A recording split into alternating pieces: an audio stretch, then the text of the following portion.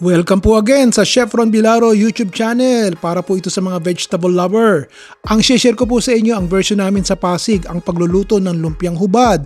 Kasama na po ang sarsa, tinatawag naming 8, yung iba'y tinatawag namang paalat. Kalahating tasa ng tubig, lagyan po natin ng isang kutsarang atsuete. Haluin po natin yan, ito po'y pampapula. Wala namang lasa eh. Ito naman, isang tasang tubig, lalagyan ko po ng peanut butter. Yung chunky ang lagay nyo. Kakanawin po natin yan hanggang sa matunaw ang peanut butter. Bahala na po kayong maglagay kung gaano karaming peanut butter ang gusto nyo. Basta haluin nyo ng haluin at nang malusaw. Ganyan. Unahin po natin ang 8 o tinatawag na paalat. Lalagyan ko na po ng 3 kutsarang toyo. Isang seasoning cube po para po may konting lasa. Ito po yung 1/4 cup ng asukal na pula. Paminta. Haluin po natin yan at nang matunaw. Habang hinihintay po natin kumulo, lagyan po natin to ng isang kutsarang cornstarch at saka kalahating tasa ng tubig para lumapot po yung ating sarsa. Ngayong kumukulo na, ilalagay na po natin itong pampalapot. Kung nag-i-enjoy po kayo sa video na ito, pakiclick nga po yung subscribe sa baba at nang matulungan niyo po akong to grow my YouTube channel. Maraming salamat po. O yan, kumukulo na po at malapot na, natunaw na yung cornstarch. Pa natin lagyan ng maraming bawang. Talagang yung bawang medyo sari-sariwa pa ng konti. Ganun po kami sa Pasig. Pasensya na ha. Ang sinasabi ko lang po sa inyo yung naranasan ko. Hindi ko po alam sa lugar nyo. O ngayon po ipagsama-samahin na natin itong mga gulay. Ito po ang pinakamadaling part ng ating pagluluto. 3 kutsarang mantika. Painitin po natin. Piprituhin ko ulit itong toko ha. Isasama ko na rin po yung hipon.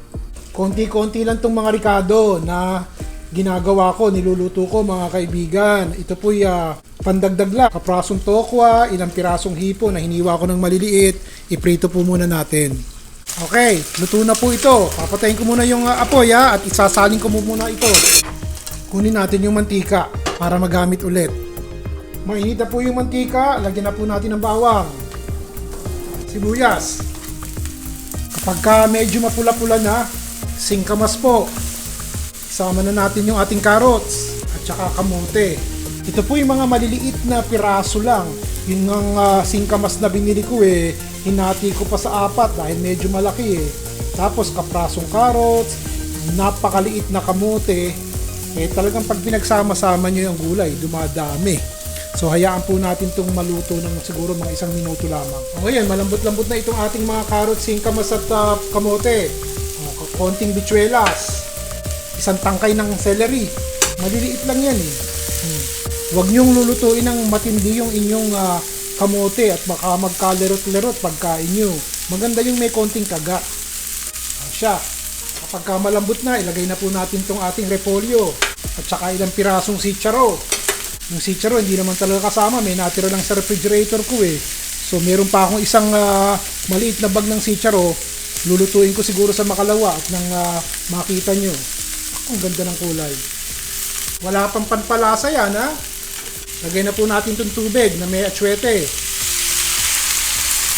Ganyan po kami sa Pasig. May kulay talaga ang aming lumpia. 1 kutsarang patis lang po ilalagay ko Bahala na kayo. At saka katitik na pamintang durog. Sabay halo. Ganda ng kulay. Bango Tagal-tagal na rin po akong hindi naglulumpia So ito, magawa natin. O yung ating tinunaw na peanut butter.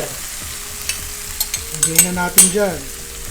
Kung ang lumpiang hubad nyo po walang peanut butter, wag na po kayong kumibo.